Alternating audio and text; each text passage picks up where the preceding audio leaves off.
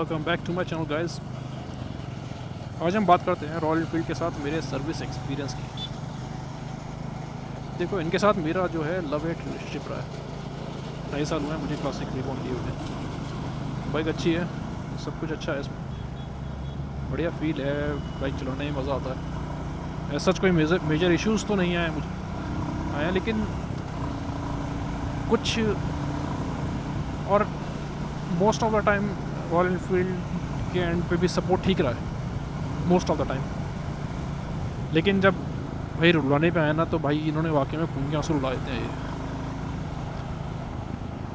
मैं देखो बताता हूँ, शुरू में क्या था कि एक तो यार इनका ना, मैं तुम्हें बताता हूँ, इनका RS तो देखो किसी काम का है नहीं, एकदम थर्ड क्लास है बिल्कुल। मैं अपना सबसे शुरुआती बिल्कुल घटिया एक्सपीरियंस बताता हूँ आपको। मैंने इनसे लगवाए थे अलॉय व्हील्स। मैंने इनसे कहा कि भाई देखो मुझे ट्यूबलेस करवाना, कोई इशू नहीं चाहिए, मतलब बाइक के मुझे तो देखो लुक तो मुझे स्पोक्स में ही पसंद है, लेकिन फिर भी पंक्चर की वजह से ट्यूबलेस करवाना है, इसे इसमें अलॉय व्हील करवा दो। मैंने कहा ठीक है सर, हो जाएगा, इतने चार्जेस है इसके और ये आएंगे। भैया ठीक है, इन्होंने सब कुछ कर दिया, एडजस्ट फिटिंग वगैरह सब कर दी। अब डे 1 पे ऑफिस से मैं घर जा रहा हूँ शाम के टाइम पर, पिछले व्हील से इसकी हवा लीक। मुझे लगा हो गया पंचर। मैंने बाइक ठीक है, आगे धक्के मार के, एक 200 किलो का भैंसा आई है, ठीक है, अभी धक्के मार के भाई जैसे तैसे इसे मैकेनिक के पास लेके पहुँचे। अब इसमें ट्यूब तो थी नहीं, क्योंकि ट्यूब निकाल चुके थे वो, कि सर ये तो ट्यूबलेस टायर है और ट्यूबलेस कर दी है आपकी बाइक, और ऐसा वैसा। अब वो बार बार हवा भरे, हवा रुके ना, वो पंचर ढूंढे, पंचर ना मिले। हम दुखी भाई, रात के शाम के 7 बज रहे होंगे शायद तब। मैंने RSA को कॉल करी, बताया उन्होंने कि भाई ऐसी ऐसी बात है इसमें, तो बताओ अब क्या करें इसका। तो उन्होंने कहा सर ठीक है, हम पहले तो उन्होंने कम से कम मेरे को 15-20 मिनट तो होल्ड पे रखा। होल्ड पे क्या, बस कभी होल्ड पे कर डाल दें, फिर सर हम यहाँ देख रहे हैं, हम वहाँ पता कर रहे हैं नियरेस्ट जो भी सर्विस सेंटर है कि वहाँ कोई बंदा अवेलेबल है या नहीं है। फिर एंड में आके कहते हैं कि सर इस टाइम हो गया, अब ये ना 7-8 बज रहे हैं शायद टाइम, तो वहाँ पे कोई भी है नहीं अभी, आज के लिए आप मैनेज कर लीजिए इसे। मैंने कहा भाई क्या मैनेज, भाई इसमें मैनेज क्या करूँ यार। अब ये थोड़ा ना मैं कोई बात हुई यार, बताओ बंदा है शाम को 7 बजे अगर बाइक रुक गई तो फिर वो इंतजार में बैठा रहेगा कि भाई दिन में अगर बाइक ठीक मैं ख़राब कराऊँगा बस अपनी, रात में नहीं ख़राब कराऊँगा, क्योंकि रात में तो सर्विस नहीं दोगे। अब पैसे किस बात के फिर यार ऐसे के। अब ठीक है, अब वो क्या कहता है, जो मैकेनिक था उसने फिर कहा कि भैया देखो ऐसा है कि एक तो क्योंकि आप वैसे घसीट के भी लाए इतनी दूर तक, उसकी वजह से ना अब इसकी जो टायर की वॉल है वो कट गई। अब वो चढ़ नहीं रहा है बार बार इस पर, वो चढ़ने में दिक्कत कर रहा था उस पर व्हील पर। जायज़ सी बात है भाई, उसकी वॉल कटनी थी, क्योंकि हैवी इतनी है बाइक। अब ये वॉल कट गई। मैंने कहा भाई यार अब क्या पंगा, अब ये नया पंगा आ गया, टायर ही मेरा ख़राब करवा दिया उन्होंने तो। अब ना ट्यूब है ना कुछ है, तो उसने फिर बताया कि भाई ठीक है, टेम्परेरीली उससे 1 महीने ख़राब सी उसके पास एक ट्यूब पड़ी थी। मैंने कहा भाई फ़िलहाल इसको एक काम कर, इसी ट्यूब को चढ़ा दे, घर जाने लायक तो मेरे पास हो ही जाए इलाज, क्योंकि ट्यूब से वो चढ़ जाता टायर, ट्यूब से हवा रुक गई, हवा रुक गई ट्यूब में जाते थे सारी। अब भाई जैसे ठीक है, अपना जैसे से करके घर पहुँच गए। नेक्स्ट डे मैं बाइक लेके पहुँच गया शोरूम। अब शोरूम पहुँचे भाई, तो मैंने बताई सारी बात उन्हें कि ऐसे ऐसे है। तो जो उनका सर्विस हेड था वो आया बंदा, उसने देखा कि यार ये तो टायर तो ट्यूब टायर है, ट्यूब टाइप है, हवा इसीलिए निकल रही है इससे बार बार। मैंने कहा यार ये मेरी थोड़ी ना गलती है, मैंने तुमसे कहा था कि इसे ट्यूबलेस करवाना है, इसमें अलॉय डलवा दो, तुमने कहा था ठीक है ट्यूबलेस हो जाएगा। अब ये तो तुम्हें देखना चाहिए कि कंपनी से पीछे से ट्यूब डलाया है, ट्यूब या ट्यूबलेस डलाया है, उससे मेरा क्या लेना देना है। पैसे तुमने पूरे चार्ज करें, पेमेंट तुमने सर पूरी चार्ज करी है, और करके दो इसे ठीक भाई, मेरी थोड़ा ना हेडेक है भैया। कह रहे सर फिर इसका ये इलाज है, सर देखो टायर तो इसमें चेंज होगा, उसकी पेमेंट आपको करनी पड़ेगी। मैंने कहा भाई ये कोई बात नहीं हुई थी, ट्यूबलेस की बात हुई थी, पेमेंट एक्स्ट्रा किस बात की टायर की। कह रहे सर है तो आपकी में डलेगा। मैंने कहा तो मैंने कहा था तुम पहले ही बताते मुझसे ये बात कि इसमें टायर अलग से डलेगा, तो मैं सोचता कि उसके चार्जेस अलग फिर मैं जोड़ता अपने दिमाग में। तो मैंने कहा फिर भाई एक काम करो, मुझे इसमें अलॉय रखने ही नहीं है, अलॉय उतारो और भाई मेरा उसमें फिर पैसे रिफ़ंड कर दो। तो ठीक है चलो, बंदा यहाँ पे और रिफ़ंड के लिए रेडी हो गए। अब इसमें भी लेकिन विद क्या बोलते हैं उसको, जो भी बोलते हैं, और हाँ ठीक है। अभी कहाँ पे था यार मैं, बहुत इन्होंने बुद्धि सड़वा दी मेरी याद करके मुझे वो टाइम। फिर इन्होंने क्या करा कि हाँ विद कंडीशन कि जो सर्विस चार्ज है समथिंग 500 साढ़े 500 रुपये समथिंग, कह रहे सर वो नहीं हो पाएगा रिफ़ंड, बाकी मैं रिफ़ंड करा देता हूँ। मैंने कहा यार तू अब नहीं बताया जा मुझे, चल ठीक है अब जो है उसे कर कुरा के भाई मेरे वापस से इसमें ना वो स्पोक व्हील डाल। फिर मैं नेक्स्ट डे वापस आया घर, उस दिन वापस ले गया घर पे, और अगले दिन फिर मुझे पता मैं कैसे कैसे करके वहाँ से अपने स्पोक व्हील लेकर आया हूँ वापस। ठीक है, वो वापस डलवाए बाइक में। अच्छा चलो अब ये इशू तो हो गया ख़त्म।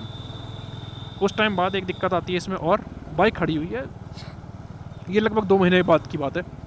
बाइक सुबह सुबह देखी सेल्फ मार रहे हैं, स्टार्ट ना हो।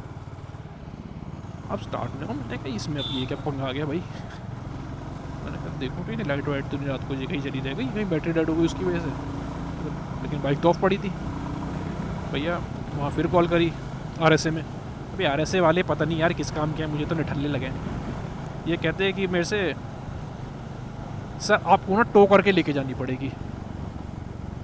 मैंने कहा मैं क्यों टो करूँगा भाई, तुम लेके जाओ टो करके। अच्छा बहस वहस करने के बाद कह रहे सर चलो ठीक है, एक बार हम ना उसे बंदे को भेज देते हैं वहाँ से, अगर वो कहता है तो फिर टो करवा देंगे इसे बाइक को, नहीं तो अगर वहीं पे ठीक हो जाती है तो फिर ठीक है वहीं पे हो जाएगी। मैंने कहा ठीक है भेज दे भाई उसे। वहाँ से बंदे आए, उन्होंने कहा चेक वेक करी, कह रहे सर बैटरी हो गई इसकी डेड, हो सकता है रात को रात भर इसकी लाइट ऑन रह गई हो। अब मैं तब तो कुछ बोला नहीं क्योंकि मेरी बुद्धि वैसी गर्म हुई पड़ी थी। मैंने कहा भाई चल ठीक है तेरी बात मान ली मैंने, जो तू कह रहा ठीक है, तू इसे ठीक कर जा, फिलहाल इसे बैटरी सही कर जा बस। ठीक है अच्छा, उन्होंने बैटरी वैटरी इसकी चालू वालू करके चार्ज वगैरह करके ठीक कर दी। अगले दिन फिर देखा बैटरी सुबह डेड। मैंने कहा यार ये फिर से बुलाया उन्हें।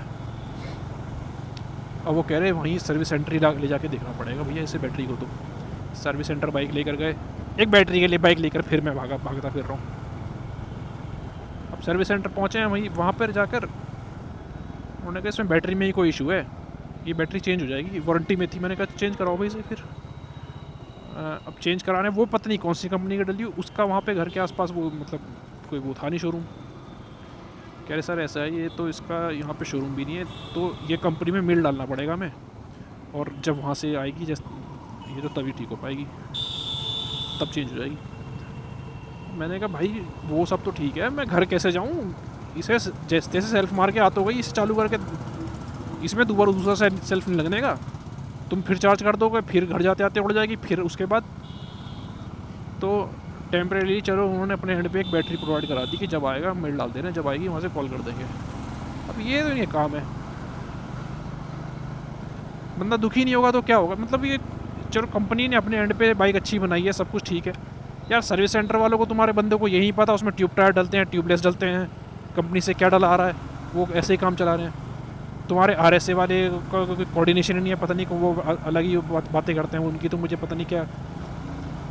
फिर ये अच्छा हाँ एक चीज़ मुझे और याद आई, जब बाइक शुरू में ली थी जिनके इनिशियल बेच थे उन्हें शायद याद होगा ये बात कि जो इसका मडगार्ड है ना पीछे, वो उसमें अलाइनमेंट में थोड़ी सी दिक्कत थी उस समय मतलब।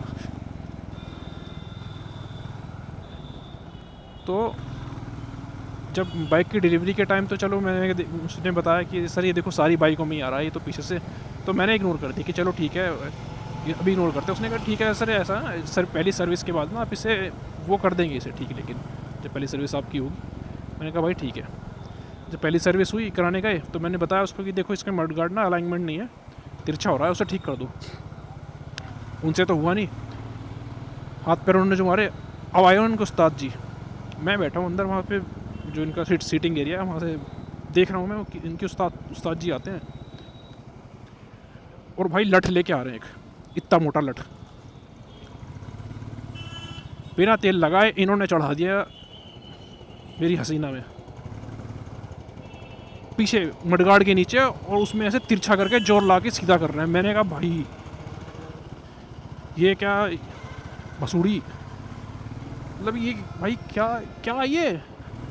मैं उठ के भागा। मैंने कहा भाई क्या कर रहा है ये, कह रहे सर इसे ऐसे ही हो जाएगा ये, कोई नहीं कोई टेंशन मत लो। मैंने कहा टेंशन क्या भाई, तुमने बिना तेल लगाए चढ़ा रखा है, इसमें लट कर रखा है भाई। तुमने क्या क्या मान रहे हो इसे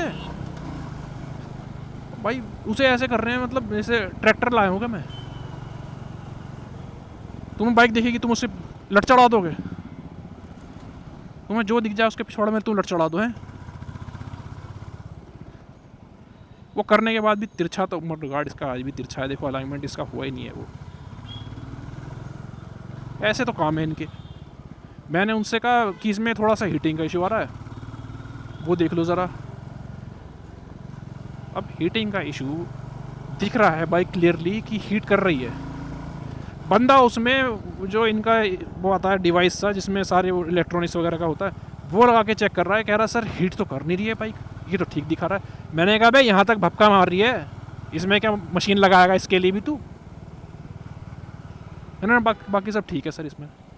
फिर इनका एक तो वो रॉयल एनफील्ड का ऑयल है, मैंने तो वो हीटिंग का चलो इशू दूर हो गया। वो मैंने इनका जब इंजन ऑयल ही चेंज करा, अब तो दूसरी कंपनी का फिर मैं डलाना शुरू करा, तो उसके बाद से ठीक है, कोई ज़्यादा इशू नहीं है इसका। लेकिन ये तो इनके भाई इनके खाने ख़राब हैं। अबे अपना बंदा ले लो कोई, खुद का मैकेनिक अगर तुम्हारा देखो सबसे बढ़िया। मैं तो देखो मैकेनिक घर के आसपास मिल गया मुझे बाद में, फिर अब उसी से कराता हूँ। 1 घंटे में वो ठीक ठाक करके दे देता है। इनके सर्विस सेंटर के बाइक दे दी मैंने। बाइक देने के बाद भाई कम घंटों तो पहले तो सर्विसिंग में ही हो लग गए। एक बार बताता हूँ मैं, यही वाला हुआ था। कोई नई लड़की रखी वहाँ पे इन्होंने, वहाँ जो बिलिंग वगैरह करती है भाई, 1.5 घंटा कम से कम सिर्फ मेरा बिल बनाने में लगा दिया उसने। मैंने कहा 1.5 घंटा? अबे बिल बना रही है, क्या कर रही है भाई? कभी यहाँ कभी वहाँ। अबे मैंने कहा चलो तुम्हारा जो सीनियर है वो आके कर ले, उसे कोई मतलब ही नहीं है। वो एक सीनियर लेडी वो कह रही सर अभी नई लड़की बच्ची आई है ना, थोड़ा सा दिक्कत है। मैंने कहा भाई तुझे पता है, चल उससे नहीं हो रहा है काम अभी, तू कर ले। तू तो देख रही है वहाँ पे लाइन लग रही है, मज़े में बैठे कॉफ़ी मार रही है, चुस्कियाँ मार रही है। अबे सरकारी नौकरी कर रही है। ऐसे बिल्कुल यार एटीट्यूड ही पता नहीं कि कौन सी दुनिया में है। तो ये रॉयल एनफील्ड अपना थोड़ा सा सर्विस स्टाफ है, इसको थोड़ा टाइट करे यार, इसको ट्रेनिंग व्रेनिंग दे दे भाई। टाइट तो पता नहीं है क्या ही टाइट करेंगे इन्हें, लेकिन मैंने तो कसम खा ली है भैया, हाथ जोड़ लिए, इनके सर्विस सेंटर तो नहीं जाना है, खुद ही सर्विसिंग वगैरह भी सब करा लो। इन पे होता कुछ है नहीं, पता नहीं ये क्या ही करते हैं आप वहाँ पे। और यही था मेरा इनके साथ एक्सपीरियंस। और भी चलो मतलब बताऊँगा, ये तो सिर्फ सर्विसिंग का है। बाकी जो बाइक में प्रॉब्लम इसके अलावा आई हैं फॉल्ट्स वगैरह, वो मैं आपको अगली वीडियो में बताऊँगा। तब तक के लिए गुड बाय, मिलते हैं आपसे अगली वीडियो में। और कमेंट्स में अगर अपना एक्सपीरियंस जो भी है आपका रॉयल एनफील्ड के साथ अभी तक का, वो ज़रूर शेयर कीजिएगा। Please like and subscribe. Good bye.